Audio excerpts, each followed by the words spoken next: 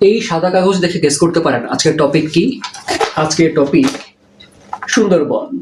দেখতে পাচ্ছেন এই অংশটুকু বাংলাদেশে, এই অংশটুকু ভারতের পশ্চিমবঙ্গে। তাই দুই দেশের বাঙালিদের জন্যই চমৎকার একটা সম্পদ সুন্দরবন, পৃথিবীর সবচেয়ে বড় ম্যানগ্রোভ ফরেস্ট। সুন্দরবনকে নিয়ে নানান রকম কাহিনী ছড়ানো আছে। তেমনি একটা কাহিনী হলো ডাকাত। এই বইয়ের পেছনে লেখা আছে, সুন্দরবনের গাছে যতদিন পাতা থাকবে ডাকাত থাকবে ততদিন। কাহিনী কি? আশপাশে যত বড় বড় পুরনো শহর ছিল, নদিয়া, মুর্শিদাবাদ, সোনারগাঁও, ঢাকা, চট্টগ্রাম, এই সব বড় শহরগুলোতে বিগত 600-800 বছর ধরে যত অপরাধীরা আছে তাদের পালিয়ে যাবার নির্বিঘ্ন গন্তব্য ছিল সুন্দরবন। সবাই পালিয়ে এসে এইখানে একবার আশ্রয় নিলে কোনো পুলিশের সাধ্য ছিল না তাদেরকে তাড়া করে। সেই খেলাটাই আরো নতুন মোড় নেয় দেশভাগের পরে। কেমন দেখেন, সুন্দরবনের দুটা অংশ তখন পড়েছিল তৎকালীন পূর্ব পাকিস্তান এবং ভারতে। ডাকাতরা এই অংশটাতে অপরাধ করে সুন্দর করে পালিয়ে যেত এইখানটাতে। পুলিশের তো আর সাধ্য নাই যে সীমান্ত পার করে আরেকটা দেশে ডাকাতের তাড়া করে। এইখানের পরিস্থিতি ঠান্ডা হয়ে এলে কিছুদিন পর তারা আবার এইখানে অপরাধ করে সীমান্ত পার করে পালাতো এইখানে। তো এই চোর পুলিশ খেলা চলতেই থাকতো। অনেক বছর পরে 2018 সালে বাংলাদেশের সরকার ফাইনালি ঘোষণা করলো যে সুন্দরবন এখন দস্যুমুক্ত। সেটা অনেক লম্বা একটা জার্নি ছিল। সেই জার্নিতে আইন শৃঙ্খলা বাহিনীর পাশাপাশি ভূমিকা রেখেছিলেন বাংলাদেশের একজন সাংবাদিক। তার হাতেই এই বইটা লেখা। সেই অভিজ্ঞতা নিয়ে সুন্দরবনের দুর্ধর্ষ দস্যুদের জীবনে ফেরার গল্প। নন ফিকশনের পাশাপাশি একটা ফিকশন বই আমাকে নাড়িয়ে দিয়েছিল ইতিহাসের একটা ঘটনা নিয়ে। সেটা আমাদের দেশভাগের সাথে জড়িত। আমাদের দেশভাগ হবার পরে পূর্ববঙ্গের বা বাংলাদেশ অংশের অনেক মানুষ ভারতে মাইগ্রেট করেন। তাদেরকে কোথায় রাখা হবে এটা নিয়ে কিন্তু ভারত সরকারের মাথা ব্যথায় পড়তে হয়েছিল।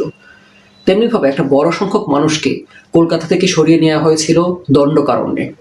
সেখানকার ভূমিরূপ বাঙালিদের জন্য উপাদেয় ছিল না, ভালো লাগেনি। তারা সেখান থেকে সরকারের নির্দেশ অমান্য করে চলে এসেছিলেন সুন্দরবনের মরিচ ছাঁপি বলে একটা দ্বীপে। এখন সেখানকার প্রাণী বৈচিত্র্যের জন্য সেটা সাংঘর্ষিক ছিল, সরকার সেটা অ্যালাউ করতে পারেনি। কিন্তু ভারত সরকার সেটাকে ইমপ্লাই করতে গিয়ে দুর্ভাগ্যক্রমে অনেক মানুষের প্রাণ ক্ষয় ঘটায়।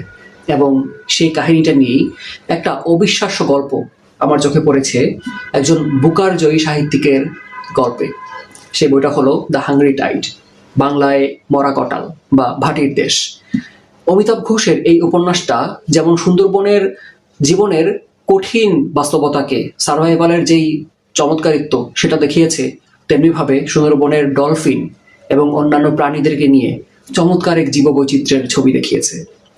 অবিশ্বাস্য একটা ছবি ছিল সেটা আমার জন্য, এবং অনেক নতুন কিছুই আমার চোখের সামনে আসে ওইটা পড়তে গিয়ে। এবং এই বড় বড় বইগুলোর পাশাপাশি খুবই সহজবোধ্য একটা বইয়ের কথা যদি বলতে হয়, আপনারা সুন্দরবনে 7 বৎসর বইটা পড়তে পারেন। এক কিশোরের গল্প যে ডাকাতদের হাতে পড়ে কিডন্যাপ হয়ে আটকা পড়েছিল সুন্দরবনে।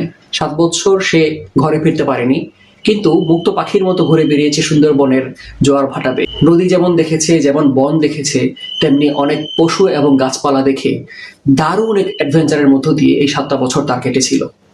সেটা শুরু করেছিলেন অন্য কেউ, শেষ করেছিলেন বিভূতিভূষণ বন্দ্যোপাধ্যায়। এই বাংলা সাহিত্যের অমূল্য রত্নটা আপনারা দেখতে ভুলবেন না। সব শেষে সম্প্রতি প্রকাশিত একটা বই সুন্দরবন নামা। সুন্দরবনের যেমন পশু আছে, বন আছে, সেখানে কিন্তু মানব বসতির পুরনো ইতিহাস আছে প্রত্নতত্ত্বের। ভারতে আমি এক সংগ্রাহকের ব্যক্তিগত সংগ্রহের ছবি দেখেছিলাম। তিনি কেমন করে নিজ উদ্যোগে ঘেটে ঘেটে সেখান থেকে পুরনো যেই ইট, মানুষের গয়না বা তৈজসপত্রের টুকরো সেগুলো সংগ্রহ করে রেখেছিলেন। চমৎকার কাজ। তেমনি বাংলাদেশে একজনের সাথে দেখা হয়েছিল, নাম ইসমে আজম রিজু। তিনি একজন প্রত্নতাত্ত্বিক। তিনি খুঁজে খুঁজে সেই সুলতানি আমলের আজ থেকে 800 বছর 600 বছর আগের সুন্দরবনের সভ্যতার নিদর্শন খুঁজে বের করেছিলেন। সেগুলো নিয়ে তার একটা বই আছে, সুন্দরবন নামা।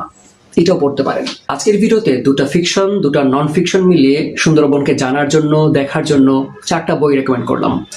আমাদের যাদের দেশে সুন্দরবন আছে, অর্থাৎ বাংলাদেশ এবং ভারত, সবার কাছে কিন্তু এই বনটা খুবই সিগনিফিক্যান্ট। আসুন আমরা আমাদের সুন্দরবনকে জানি এবং তাকে রক্ষা করার জন্য যতটুকু সম্ভব কন্ট্রিবিউট করি বিভিন্নভাবে। আজ এই পর্যন্তই। দেখা হচ্ছে আবারও মুসার বইযাত্রায়। আনটিল দেন, ভালো থাকবেন বইয়ের সাথে।